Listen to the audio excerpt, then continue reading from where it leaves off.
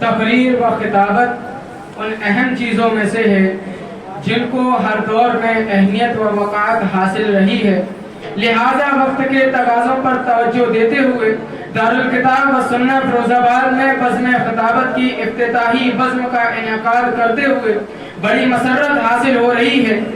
اعوذ باللہ من الشیطان الرجیم، بسم اللہ الرحمن الرحیم۔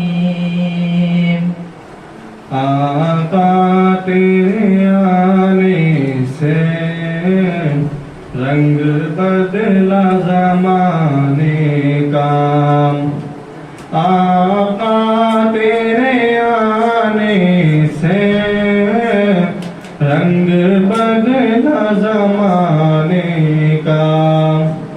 السلام علیکم ورحمۃ اللہ وبرکاتہ۔ الحمد للہ وحدہ والصلاة والسلام علی من لا نبی بعدہ، اما بعد۔ قال الله تبارك وتعالى في القرآن المجيد والفرقان الحميد: أعوذ بالله من الشيطان الرجيم، بسم الله الرحمن الرحيم، إنما يخشى الله من عباده العلماء. وقال النبي صلى الله عليه وسلم: طلب العلم فريضة على كل مسلم، أو كما قال عليه الصلاة والسلام۔ حاضرین مجلس، شمع رسالت کے پروانے، مستار نبوت کے مہکتے پھول جب گھر سے فقط صرف اس لیے نکلتے ہیں کہ علم حاصل کر کے اپنے جسم کو راحت پہنچائیں، تو پھر سر پر تپتی دھوپ کا سائبان، پاؤں تلے جلتی زمین، ہاتھ میں اکھڑی اور گلے میں توپ پہن کر وہ علم حاصل کرتے ہوئے نظر آتے ہیں۔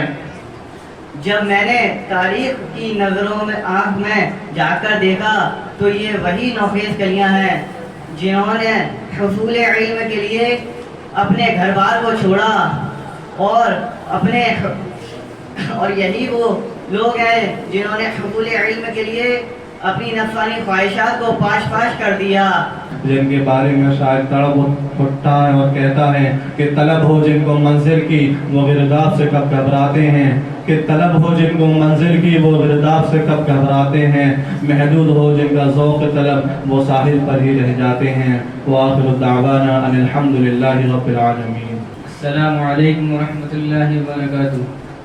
اعوذ باللہ من الشیطان الرجیم، بسم اللہ الرحمن الرحیم۔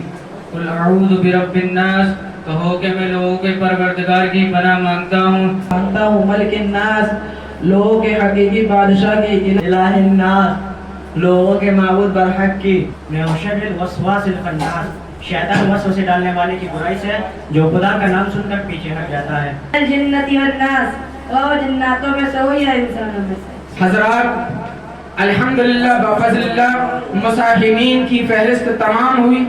اب میں اس بزم کی سب سے اہم کڑی یعنی صدر محترم سے مؤدبانہ گزارش کرتا ہوں کہ حضرات ہماری غلطیوں کی طرف رہنمائی فرما کر